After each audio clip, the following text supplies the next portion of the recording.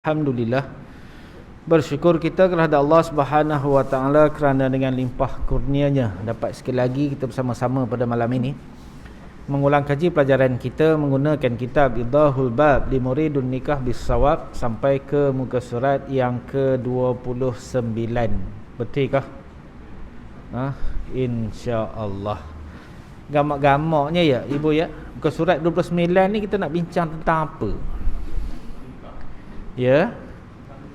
Orang tanya ibu-ibu, bapak jawab tak sabar-sabar. Minta maaf tuan je dah. Gurau je. Kadang serius sangat pula. Bulan depan tak nampak lah. Baik. Perkara yang akan kita bincangkan ini ialah berkaitan dengan bab Arkanin nikah wa syurutihi, iaitulah perkara yang mencangkan mengenai suatu bab rukun nikah dan juga syarat-syaratnya. Sebelum ni kita dah sembang secara sepintas lalu. Rukun nikah ada berapa? Ingat tak? Rukun nikah ada 5. Yang pertama, pengantin lelaki. Yang kedua, perempuan. 3, wali. 4, saksi. 5, ijab dan qabul. Boleh ulang lagi sekali tak, kuat-kuat sikit? Boleh tak? Okey, semua nah. Yang pertama, lelaki. Yang kedua, perempuan. 3, wali. 4, saksi. 5, ijab dan qabul. Itu namanya apa? Rukun nikah. Baik. Setiap ibadah yang kita lakukan ada rukun-rukun dan syarat-syaratnya. Macam kita nak semayang, ada syarat sah semayang, ada rukun semayang, betul ya? Antara syarat sah semayang itu adalah perlu ada wuduk. Tak? Nak ambil wuduk, ada tak rukun dia? Ada. Rukun wuduk ada 6 perkara. Ya ayyuhallazina amanu idza kumtum ila shalah, wahai orang yang beriman, bila kamu nak pergi sembahyang, fagsilu wujuhakum, basuhlah muka kamu, wa aydiyakum ilal marafiq, dan dua tangan kamu sehinggalah dua siku, wamsahu biruusikum, sapulah sebahagian daripada kepala kamu, wa arjulakum ilal ka'bain, dan juga basuhlah kaki kamu sehingga dua mata kaki. Itu rukun wuduk. Ditambah dengan innamal a'malu binniyat, segala suatu perkara itu naklah dimulai dengan niat. Maka rukun yang pertama wuduk itulah niat. Dan diakhiri dengan tertib. Jadilah 6 rukun wuduk. Setiap rukun wuduk ini ada tak syarat dia? Ada. Contoh, basuh muka. Ada tak syarat basuh muka? Ada. Antara syarat basuh muka tu ialah meratakan air dari tempat tumbuh rambut sehingga ke bawah dagu, daripada anak telinga kanan sampailah anak telinga kiri. Kalau kita basuh muka, ambil wuduk itu, anak telinga satu je tak kena, satu lagi kena, okey, clear semua. Satu anak telinga je tak basah, sah tak basuh muka? Tak sah basuh muka. Kenapa tak sah basuh muka? Kerana tak cukup syarat. Bila tak sah basuh muka, sah tak wuduk? Tak sah wuduk. Bila tak sah wuduk, sah tak semayang sat lagi? Tak sah semayang. Itulah peranan syarat bagi rukun. Macam tu juga nak nikah. Nak nikah ni ada rukun dia. Rukun nikah ada 5 yang kita ulang 3 kali tadi tu. Jadi setiap rukun itu ada syarat-syaratnya. Katalah salah satu daripada syarat-syarat yang 5 itu tak cukup. Apa jadi pada akad nikah? Tak sah. Bila tak sah akad nikah, malam karang tidur sekali, sah tak? Tak sah lah. Bila tak sah, 9 bulan 10 hari akan datang lahir seorang kanak-kanak. Anak-anak tu nak kira apa? Allahu Akbar. Sebab itu penting sangat kita belajar bab munakahat ini. Bukan kerana nak menikah lagi, Banji. Tapi kalau berani sila. Tapi nak menikahkan orang-orang yang berada di bawah tanggungan kita, serta ya, kita jika sekiranya datang suatu masalah, boleh kita cuba bantu ya, suatu perkara yang berlaku di tengah masyarakat kita. Gitu tujuannya ya. Baik. Baru nak masuk topik dia. Tadi baru mukadimah ya. Bermula syarat bagi sah itu, sah apa? Sah nikah itu. Bermula syarat bagi sah nikah itu diketahuinya dengan segala syaratnya pada ketika akad. Nampak ya? Antara syarat sah nikah itu, naklah waktu nak akad itu dia tahu segala syarat-syaratnya. Gamak-gamaknya ya. Waktu nak akad nikah tu, kalau Tok Kadi tanya lebih sikit apa pandangan kita? Payah benar tu Naib. Ni banyak soal lah pula. Nikah-nikah hudah lah. Nak mahu apa itu? Sebab apa? Sebab syarat bagi pengantin lelaki, hendaklah dia tahu segala syarat-syarat bagi rukun nikah itu ketika akad. Lepas akad macam kita ni lupa dah. Tak apa dah. Tapi dak ayah yang ingatnya, anak haram. Ya, sebagai contoh, sekarang ni kalau nak nikah, antara syaratnya kena kerusus. Kerusus dan tempoh PPN 3.0 fasa keempat. PPN ni apa dah? Pelan Pemulihan Negara ya, 3.0. Pada fasa keempat ini kerusus masih lagi tak dibenarkan dijalankan. Jadi pengantin nak nikah macam mana? Kena hadir temu duga. Dahulunya temu duga dijalankan di pejabat agama. Sekarang ini bermula daripada bulan sudah, tak silap saya, semua permohonan untuk temu duga bagi pasangan pengantin dijalankan oleh juru nikah masing-masing. Ada 10 set soalan yang disediakan. Antara soalannya ialah berkaitan dengan hadas besar. Minta pengantin baca niat mandi wajib. Hampir 70% ni yang datang jumpa saya hampir 70% baca niat mandi wajibnya tak clear. Tak clear, tak lengkap. Ya. Itu belum tanya lagi doa kunut. Itu tak ada dalam set soalan tu, tak ada. Ya. Lagi apa lagi soalan ya? Selalu tanya rukun iman. Antara rukun iman ialah beriman kepada kitab. Tanya berapa kitab yang wajib kita beriman? Quran je ustaz. Quran aja jawab. Ni anak-anak kita ni, Allahu Akbar, bagi masa 3 hari Mika balik, ambil soalan bocor ni, Mika study lagi 3 hari. Teman nak tanya, agak tak lulus, kita tangguh lagi. Ya, begitulah yang berlaku. Ya. Atau macam mana ya? Ada pengantin perempuan yang mandi wajib niatnya tak clear. Atau selama hari ni Mika mandi wajib lagu mana? Mandi je lah katanya. Mana maunya. Allahu Akbar. Itu masyarakat kita ya. Jadi kalau lah nak nikah ni kita tanya rupa ini, gamak-gamak apa jadi ya? Hampir 70% ya. 70%. Daripada 10 orang yang datang temu duga tu, 7 orangnya kena tunda minggu depan. Sebab soalan yang paling asas, yang pertamanya suruh dia mengucap serta terjemahan. Yang kedua, suruh dia baca Fatihah. Yang ketiga, rukun iman, rukun Islam dan juga ihsan. Yang keempat, niat mandi wajib. Hadas besar dan hadas kecil. Ramai tak lepas. Bagi yang nombor 4, lagi 6 soalan tu dah tu, tak payah tanya. Mika balik dulu. Ya. Allahu Akbar. Baik. Sambung lagi. Jadi dia kata antara syarat sah bagi nikah itu hendaklah dia mengetahui segala syarat-syarat bagi 5 rukun ini ketika akad. Seperti diketahui kaifiat akad yang wajibnya. Ada juga sebahagian pengantin ya, bila kita tanya, okey dah ke? Alhamdulillah ustaz. Dah ready dah? Alhamdulillah ustaz. Macam Mika lafaz ijab dan qabul. Ingat tak? Apa tu ustaz? Sudah. Itu baru cerita lafaz ijab dan qabul. Ni nak nikah lah ni. Patutnya dia kena tahu dah Ya, kaifiat. Apa itu kaifiat? Cara-cara nak jalankan ijab dan qabul, nak akad nikah tu. Ramai lagi pengantin kita yang belum bersedia. Ya.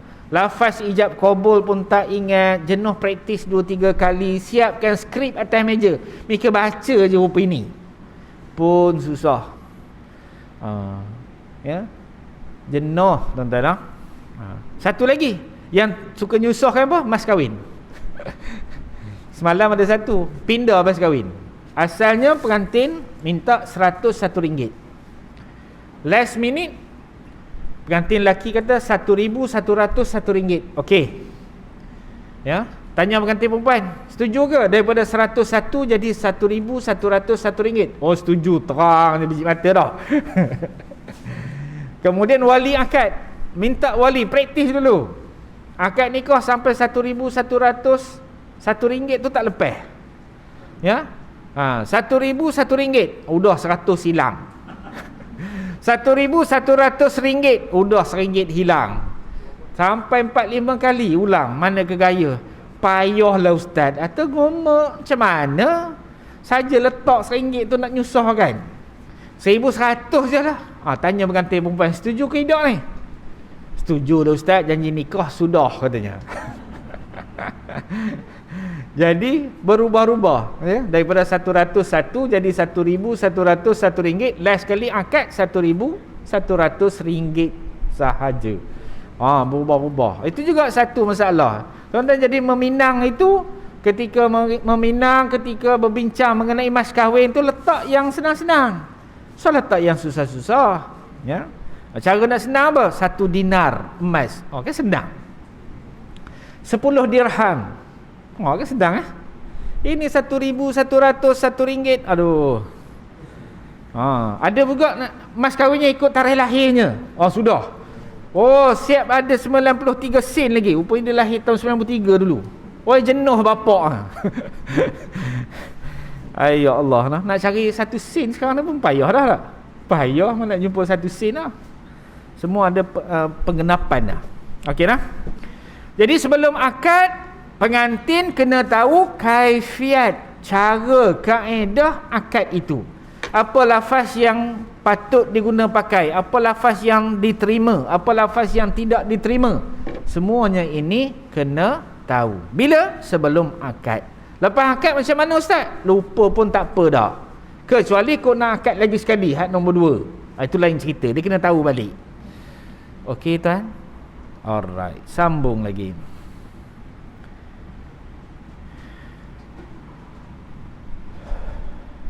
Seperti diketahui kaifiat akad yang wajibnya dan syaratnya.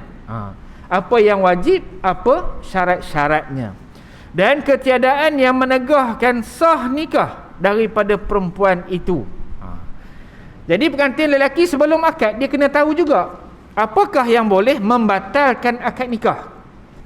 Yang pertama kena tahu rukunnya. Yang kedua kena tahu kaifiatnya, cara-cara kaedah ijab dan qabul. Yang ketiga, kena tahu syarat-syarat bagi rukun nikah yang 5 itu. Yang keempat, pengantin lelaki juga kena tahu apakah perkara yang boleh menegahkan nikah. Ya. Daripada perempuan itu, bukan mahramnya. Maka pengantin lelaki kena tahu siapa yang halal, siapa yang haram. Bila ni? Sebelum nikah. Jadi kalau sebelum nikah kita nanyalah pengantin lelaki, gamak-gamaknya ya, mereka terangkan siapakah perempuan yang diharamkan berkahwin. Gamak-gamaknya kalau kita tanya opini, apa pandangan masyarakat? Ustaz ni nyusah benar lah. Apa hananya rupa itu? Tak, syarat ini dia kena tahu sebelum akad. Lepas akad dia tak tahu, tu lain cerita dah. Ini syarat bagi pengantin lelaki, dia kena tahu sebelum akad. Ini tuan-tuan dah belajar dah. Besok kalau tuan-tuan jadi pengantin lelaki, datang kawasan saya, nengok muka, ini orang Taman 1 ni kena nanya lebih sikit dah. Macam kena nerangkan ya. Siapa perempuan yang diharamkan berkahwin? Ma yahrumu minan nikahnya. Siapakah perempuan yang diharamkan berkahwin? Udah tak reti jawab, mandi ekolah dulu. Sebab itu syarat dia, itu syarat. Jadi tuan-tuan ibu-ibu ya, kalaulah ada orang yang bertanya, juru nikah yang tanya bab ini sebelum akad, jangan marah ke dia. Sebab itulah kewajipan dia untuk memastikan pengantin lelaki cukup syaratnya. Kalau pengantin lelaki tak cukup syarat ini, dia tak tahu siapa perempuan yang halal, siapa perempuan yang haram. Tak cukup syarat dia sebagai pengantin lelaki. Bila tak cukup syarat dia sebagai pengantin lelaki, sah tak dia sebagai pengantin lelaki? Sah tak? Tak sah dia sebagai pengantin lelaki. Bila tak sah dia sebagai pengantin lelaki, akad kahwin sah tak? Tak sah. Kenapa tak sah? Sebab pengantin lelaki merupakan salah satu rukun daripada rukun nikah. Syarat bagi pengantin lelaki, dia kena tahu siapa yang halal, siapa yang haram berkahwin. Sebelum bila? Sebelum akad. So kalau kita nanya sebelum akad, siapakah perempuan yang diharamkan berkahwin, dia tak erti jawab, gamak-gamaknya apa kita nak buat? Tangguh akad nikah. Ambil. Ni suruh mandi wajib pun tak erti, nak tanya ma yahrumu minan nikah, jam. Jadi tuan-tuan, kalau ada anak lelaki nak jadi pengantin, tuan-tuan temu duga siap-siap kat rumah dulu. Ada satu kes. Satu kes. Datang, pengantin lelaki datang dengan ayahnya. Datang dengan ayah pejabat. Nak minta sign borang nikah. Tanya dia, mereka dah kursus belum? Belum lagi ustaz. Kalau rupa itu kena temu duga. InsyaAllah ustaz. Teman pun ambil borang, minta dia isikan maklumat. Dah isi maklumat itu. Sebenarnya dekat borang maklumat itu ada dah soalan bocor tu. 10 tadi tu ada dah. Ya. Gamak-gamaknya tak ambil perhatian. Ya. Yang pertama suruh mengucap. Udah gagak-gagak. Bapak duduk sebelah mereka gabrau apa ni? Usah takut. Mengucap je. Tak apa lepas. Yang kedua, rukun Islam, rukun iman pun kabur. Tertukar-tukar rukun Islam dengan rukun iman tu. Masuk pada mandi wajib, tak lepas. Bapaknya udah gelisah, pusing. Macam mana gaya mereka nak nikah ni? Besok malam pertama nak mandi apa? Niatnya tak reti. So bagi tempoh 3 hari. Study dulu. Dia datang tu hari Jumaat. So, Sabtu, Ahad, hari Isnin tu datang. Ya, hari datang seorang dah. Ayah tak datang dah. Mana ayah? Ayah sibuk ustaz. Ayah sibuk apa kita tengok tu 6 series dah tak ada kerja dah. Dah pencin dah. Allahu Akbar.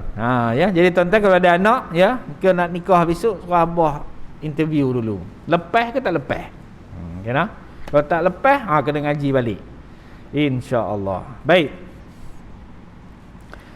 Maka dia kata, hendaklah lelaki tadi mengetahui ketiadaan yang menegahkan sah nikah daripada perempuan itu. Yang pertama, bukan mahramnya. 2, susuannya.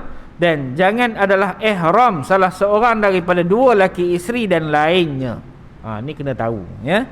Maka jika tiada ia ketahui, maka hendaklah belajar kepada orang yang mengetahui akan dia. Inilah dalil yang mengambil pengajaran bahawa pengantin lelaki kalau nak nikah, pengantin perempuan kalau nak nikah kena kursus. Kenapa? Kalau tak tahu kena belajar. Bila? Sebelum akad. Sebelum akad. Macam tuan-tuan dah akad udah tu. Ya. Tapi cikgu ya, kalau nak akad semula, kena kursus balik ya. Tapi tuan-tuan dah kursus malam ni ke okey ni. Maka dia kata, ada rukun nikah itu 5 perkara, ibu ya. Yang pertama, sirah, ijab dan qabul lah. Yang kedua, 2 syahid. Tengok dalam kitab tu 2 syahid. Itu bukan mati syahid tu. Syahid tu maknanya 2 saksi. Yang ketiga, wali. Yang keempat, suami ataupun pengantin lelaki. Yang kelima, isteri ataupun pengantin perempuan. Maka rukun yang pertama itu sirah, iaitulah ijab daripada pihak wali atau yang menikah wakil walinya, dan qabul daripada suaminya ataupun wakilnya. Ya. So insyaAllah kita akan bincang rukun yang pertama bermula pada malam ini, iaitulah sirah. Apa itu sirah? Ijab dan qabul. Apa itu ijab? Iaitulah lafaz ya daripada wali ataupun wakilnya. Ya, maka wali dia boleh nikahkan sendiri ataupun dia boleh wakilkan kepada orang lain untuk menikahkan dia. Maka wali ni ada 2 jenis. sebelum kita masuk topik dia besok. Ya, wali ni ada dua. Yang pertama ialah wali hakim. Yang kedua wali, lupa dah, nasab. Dulu kita siap tulis gambar rajah tu. Ya, tah mana catatan tu ya. Yang pertama wali hakim, yang kedua wali nasab. Wali hakim siapa? Sultan. Sultan turunkan kuasanya kepada ketua pendaftar. Ketua pendaftar turun lagi kepada pendaftar. Turun lagi kepada timbalan pendaftar. Ya, turun lagi kuasa kepada penolong pendaftar. Itulah kuasa-kuasa yang ada. Maka ketua pendaftar dia ada kuasa nikahkan, ya, mana-mana perempuan yang tidak ada wali bagi seluruh negeri Perak. Ya, pendaftar dia ada kuasa lantikan tadi, dia boleh nikah 1 perak boleh, ya. Tetapi dari sudut perundangan, pentadbiran, dia nikah dalam kawasan daerah dia je. Tauliah lafzi yang dibuat oleh tuanku, ya, untuk seluruh negeri Perak.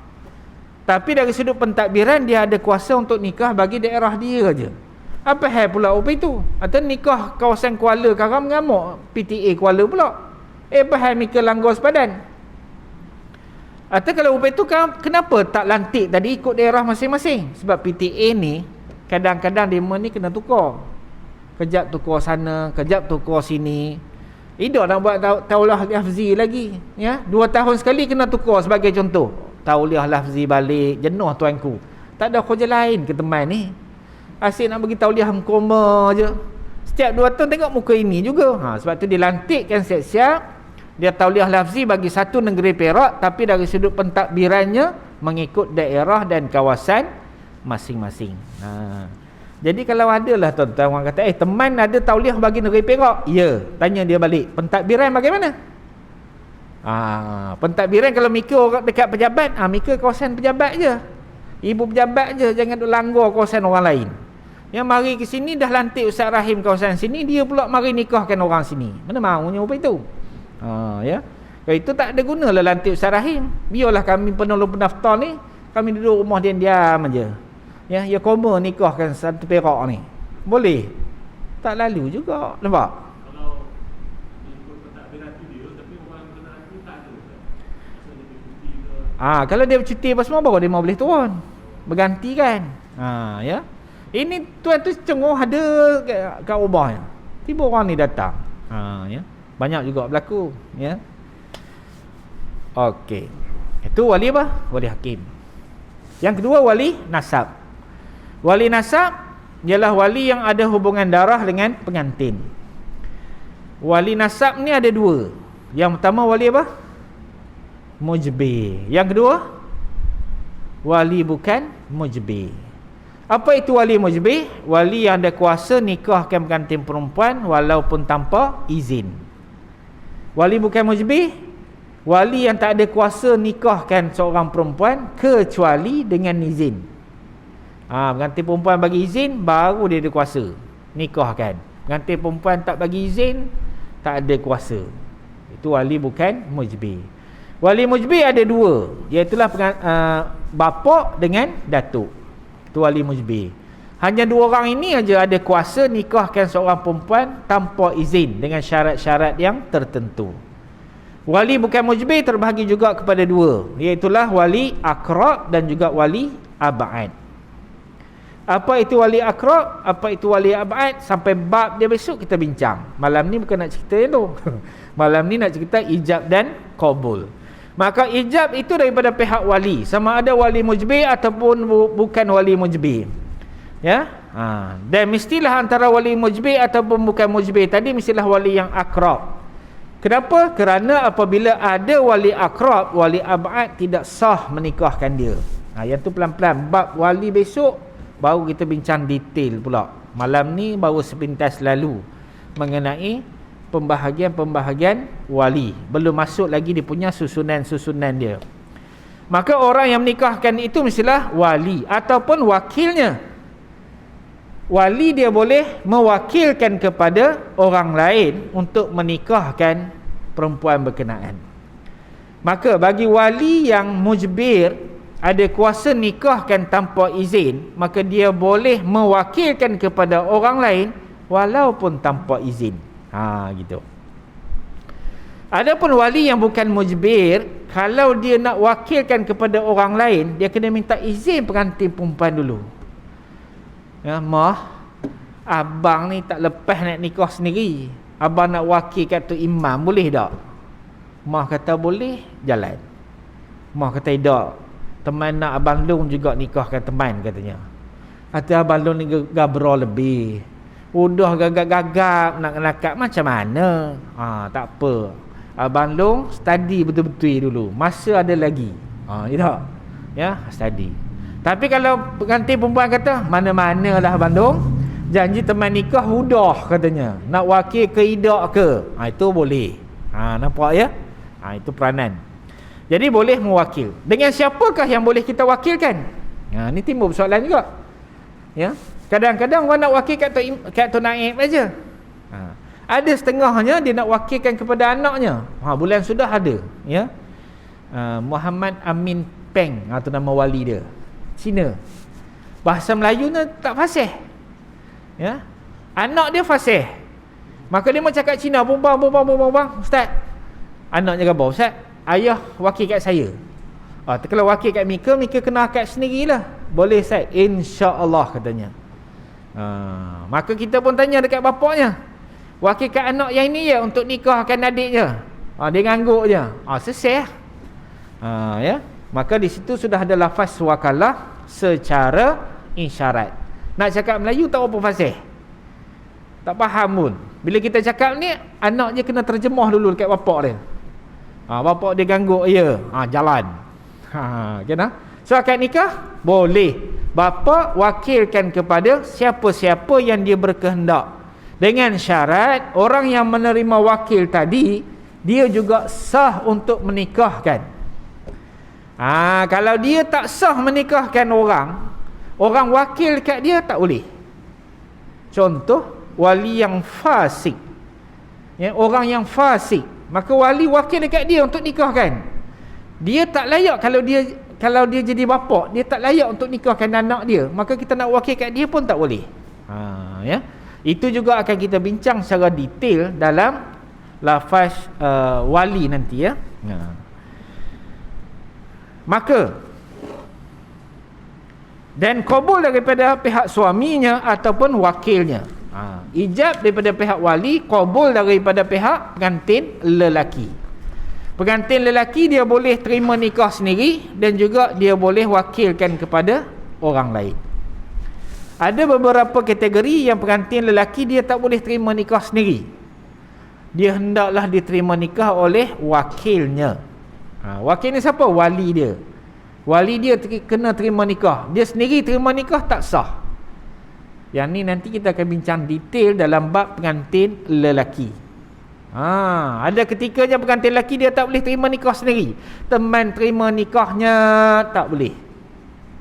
Ada pengantin lelaki yang tertentu. Nanti sampai bab esok kita akan bincang. Baru tahu ya. Ya. Tak semua pengantin lelaki boleh terima nikah sendiri, ya. Maka ijab itu bahawa berkata wali ataupun wakilnya, zawajtuka, aku kahwin akan dikau. Ini sekurang-kurang lafaz, ya. Ada perkataan aku kahwinkan dikau, ataupun nakahtuka, aku nikah akan dikau. Itu sekurang-kurang lafaz apa? Lafaz ijab.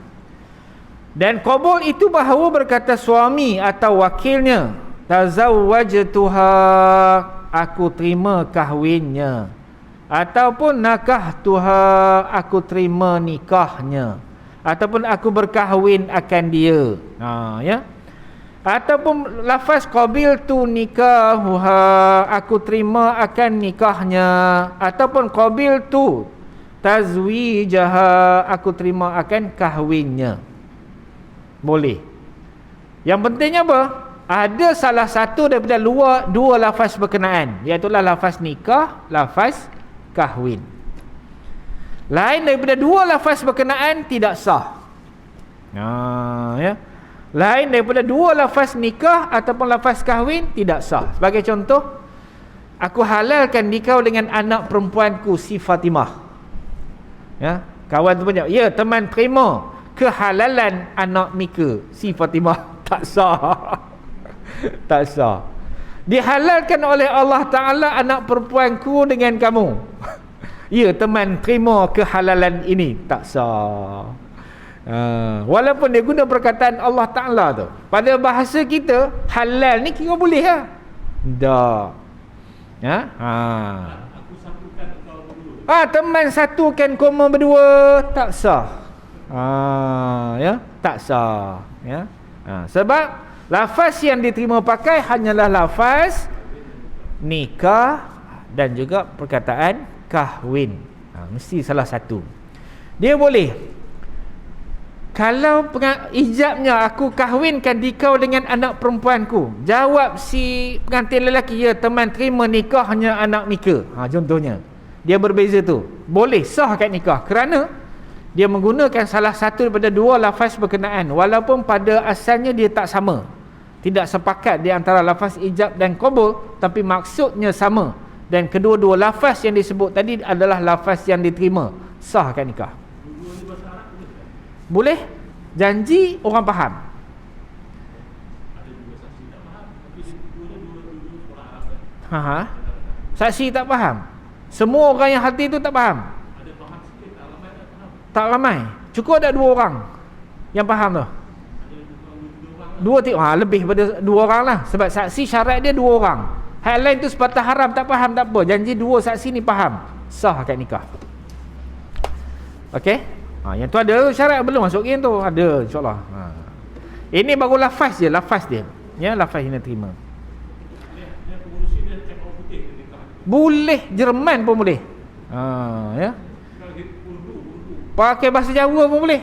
Janji 2 saksi tadi faham. Kalau ijabnya Jawa, qabulnya Banjar. Contoh tak? Dua-dua saksi ni faham dua-dua lafaz. Jalan, sah tak ada masalah. Boleh. Ya. Janji lafaz yang disebut ketika akad tadi difahami oleh sekurang-kurangnya 2 orang saksi. Okey. Okey kah? Alright, sambung lagi. Dan jika mendahulu lafaz suami seperti berkata, aku berkahwin akan si Anu, atau aku berkahwin akan dia, atau aku terima nikahnya, maka kata wali, aku kahwin akan dikau akan dia, atau aku nikahkan dikau akan dia, nescaya sahlah. Apa ceritanya ni? Ya, antara lafaz ijab dan qabul itu boleh dengan lafaz ijab dahulu kemudian qabul, dan boleh juga lafaz qabul dahulu baru ijab. Macam kita pergi beli barang kat kedai. Tak? Udah ambil barang, bagi duit. Kita pun ngangkat, teman beli ya? Teman jual katanya.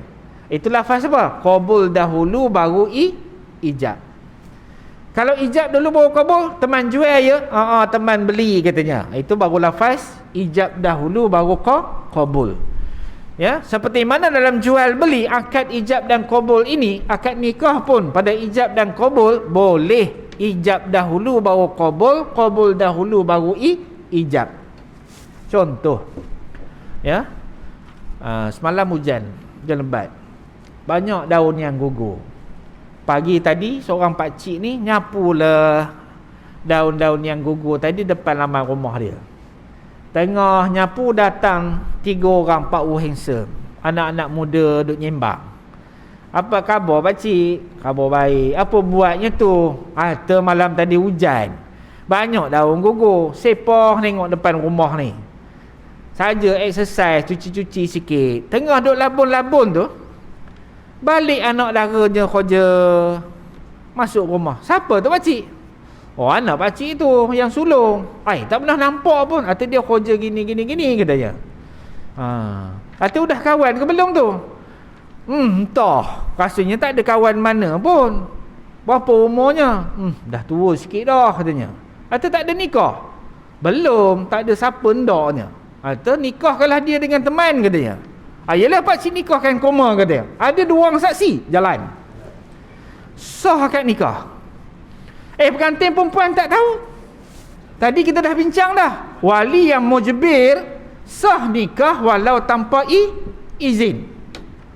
Wah, untunglah tu pakcik. Ya, teman masuk dalam rumah. Mika nak masuk ke mana? Kata teman udah nikah katanya.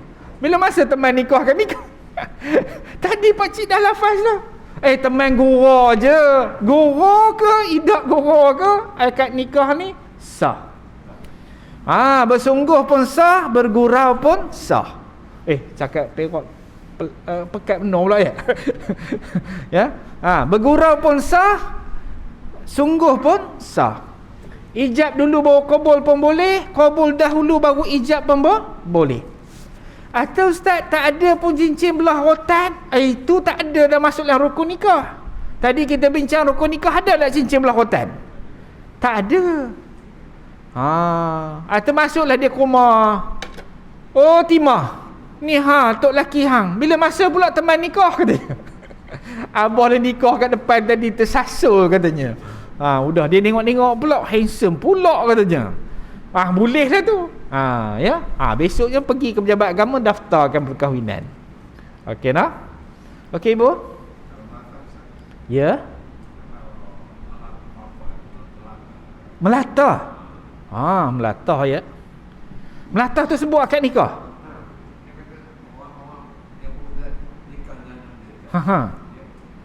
Dia melatah. Melatah tu dia sedar tak? Dia sedar tak dia ucap ketika dia melatah tu?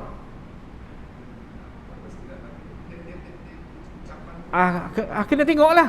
Ketika mana dia berakal, sah. Ketika mana dia hilang akal, tak sah. Contoh waktu tu dia gila ke? Tengah gila tu dia ucap kan? Itu tak sah lah. Nanti kita tengok syarat wali tu lah. Ya. Yang tu kena pergi ke pakar psikiatri. Tengok dia. Ketika dia ucap tu dia ni apa nama? Ya, berakal ke tidak? Semalam rasanya ada dibincang dalam radio mengenai antara orang-orang yang melatah ini adalah dia menghadapi masalah mental kan. So mental tu tahap mana? Boleh tak dia jadi wali ataupun tidak? Yang tu kena bincang lanjut lah tu. Kena siasat di mahkamah. Okey Tuan Ji? Alright. Ada lagi soalan? Ni baru berapa baris kita kaji tak? Okey.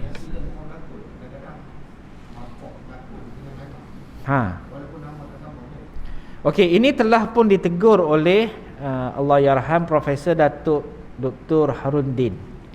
Ketika mana yang berlakon itu adalah Asmida S. Apakah? Ya. Dengan Aziz M. Osman. Bukan Aziz M. Osman tu lah. M. Osman tu. Ya. Mereka berlakon dalam satu filem. Dan dalam filem berkenaan terlafaz perkataan cerai. Kata M. Osman kepada isterinya dalam filem, dan luar filem pun mereka suami isteri, lafaz cerai. Maka ditegur oleh Allahyarham Profesor Datuk Dr. Haruddin untuk rujuk semula. Ya, kerana lafaz nikah, lafaz cerai sungguh pun jadi, berlakon pun jadi. Okey tak? Alright. Dengan syarat yang dinikahkan tu memang anak perempuan dia betul lah. Ya, tapi kalau anak perempuan yang berlakon je tak sah lah, pasal dia bukan wali yang mujbir dan juga bukan wali aqra' dan ab'ad. Okey? Alright. Ada lagi soalan? Sebelum sambung? Tak ada. Sambung lagi.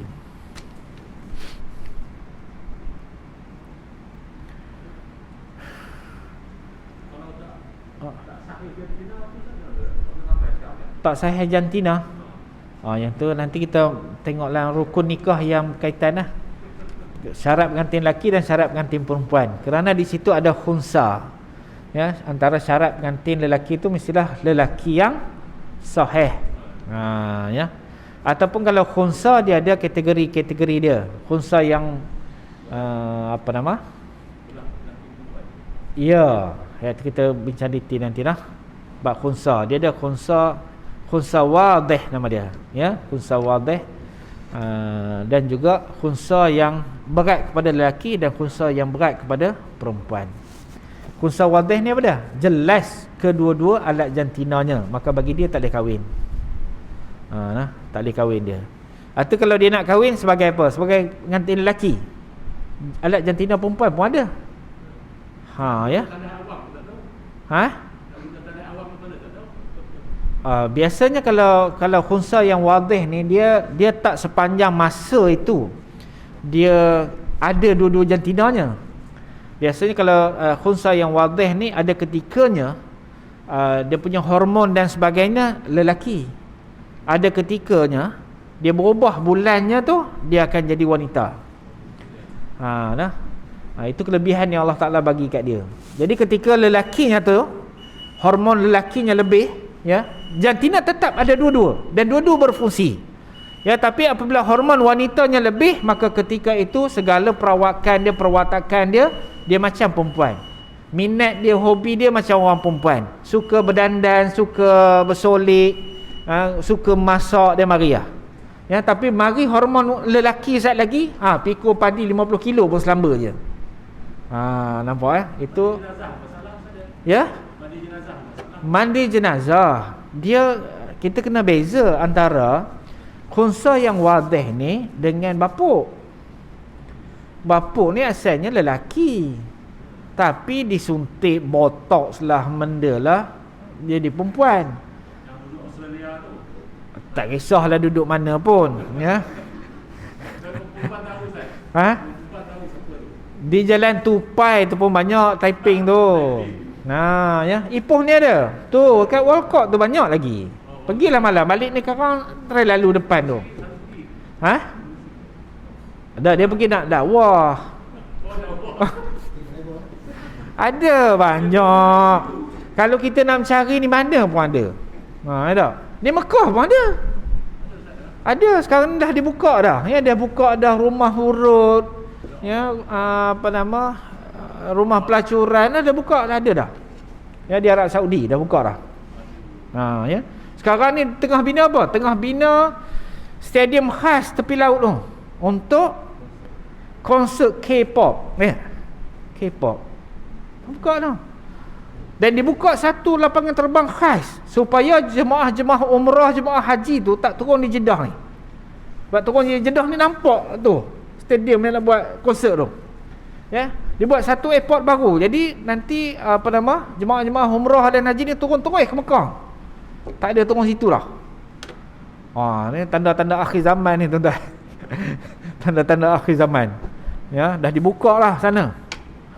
Kita duk rasa Bukit Bintang tu teruk tak? Pergi sana lagi teruk. Kalau orang mencari, jumpa, pergi ke mana berjumpa. Sama juga kalau kita mencari tempat-tempat yang baik. Ya, pergi ke Danau sebagai contohnya. Nak cari masjid, jumpa masjid. Tapi pergi sana nak pergi cari tempat urut, jumpa lah tempat urut. Dia terpulang pada iman kita jauh mana. Udah. So cerita yang tu bila nak ngaji habis. InsyaAllah masuk lah. Sikit-sikit nak habis yang ni je. Okey, nak boleh ke? Boleh. Dan tiada sah nikah itu melainkan dengan lafaz tazwij ataupun lafaz nikah. Dua lafaz saja. Lafaz kahwin dan juga lafaz nikah, itu saja yang diterima.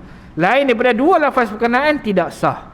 Tetapi sah dengan bahasa ajamiyah, bahasa yang selain daripada bahasa Arab, iaitu dengan diterjemahkan daripada dua lafaz, iaitu dengan syarat difaham oleh tiap-tiap daripada wali dan suami dan syahidain. Itu akan kehendaknya.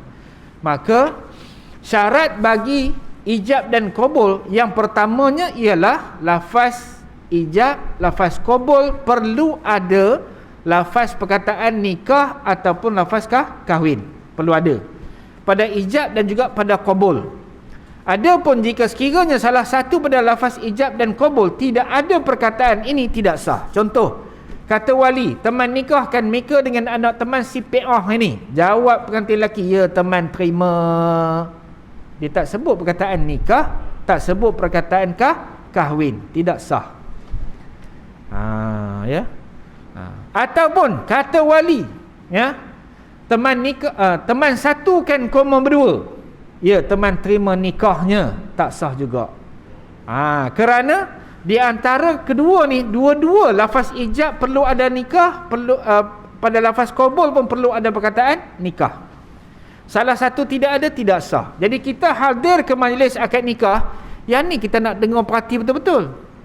Ada tak perkataan nikah ataupun perkataan kahwin pada lafaz ijab dan juga lafaz qabul? Berlaku. Ya. Berlaku daerah mana? Daerah Manjung. Satu kes. Ya, walinya ngaji dengan kita di Ipoh ni. Wali, bapa pengantin lelaki ngaji dengan kita. Pengantin perempuan orang Manjung. Pergi nikah. Ya. Dan bapa pengantin lelaki ni dengar dengan secara jelas. Anak dia hanya sebut perkataan ya teman terima. Dia tak sebut teman terima nikahnya. Kalau nak sebut ya teman terima seperti yang tersebut, dia kena sebut juga teman terima nikahnya seperti yang tersebut. Kena ada perkataan nikah ataupun perkataan kahwin. Dan dia amat pasti bahawa anak dia tak sebut. Saksi sana kata sah. Dia balik sini seminggu sakit kepala. Duk bincang sama-sama orang surau mana gayanya. Malam tu kebetulan pula Allah Ta'ala gerakkan hati. Ya, saya lalu kawasan Manjui. Lalu teringat nak singgah semayang syak kat surau tu. Singgah. Bila singgah je alhamdulillah je. Apa hal pula? Kami dah seminggu dah ustaz. Nak pecah kepala duk mikir ni. Sah ke tidak anaknya nikah? Dia sebut macam tu. Saya nak confirm dalam kitab ni kita ngaji mau begitu. Ya, nak confirm, telefon kepada PTA, telefon kepada hakim mahkamah syariah dan dinasihatkan nikah semula. Atau dah seminggu dah tidur sama ni nak kira macam mana? Itu pasalnya ya, kita bab ini kena ngaji benar-benar dan kita hadir ke majlis akad nikah, jangan duk khutbah kat belakang pula. Tok Naib khutbah kat depan kena dengar, ijab dan qabul kena dengar. Jangan sama-sama khutbah. Kita khutbah kat depan ni, demo khutbah kat belakang. Last sekali ijab dan qabul tak dengar. Atau demo pun belakang tu suara lebih kuat pada mic lagi.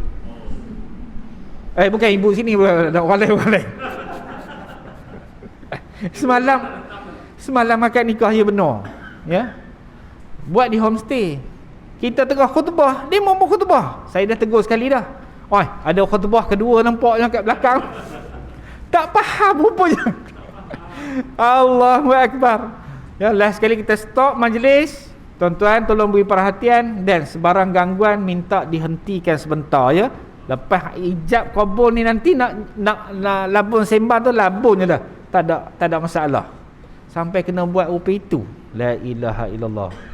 Okey nah. Cukup sekat tu. Yang kedua, malam ni kita belajar hendaklah ni syarat yang kedua ya bagi ijab dan qabul, hendaklah lafaz yang disebutkan tadi kalau selain daripada bahasa Arab ataupun mana-mana bahasa mestilah difahami oleh 4 orang yang terlibat. Siapa? Wali, pengantin lelaki, 2 saksi yang ada. 4 orang ni kena faham. Orang lain tak faham tak apa. Yang penting 4 orang ni kena faham. Pengantin lelaki, wali, 2 saksi. Itulah antara malam ni kita belajar 2 syarat bagi ijab dan qabul. Last, ada soalan tak? Sebelum nak balik ni. Tak ada ya? Alhamdulillah. InsyaAllah kita jumpa lagi dalam kuliah akan datang, menyambung perbincangan mengenai lafaz ijab dan qabul ataupun sirah. Allah, panjang rupanya ya. Ni baru 2. Auzubillahi minasyaitonirrajim. Bismillahirrahmanirrahim. Alhamdulillahirabbil alamin wassalatu wassalamu ala asyrafil anbiya'i wal mursalin wa ala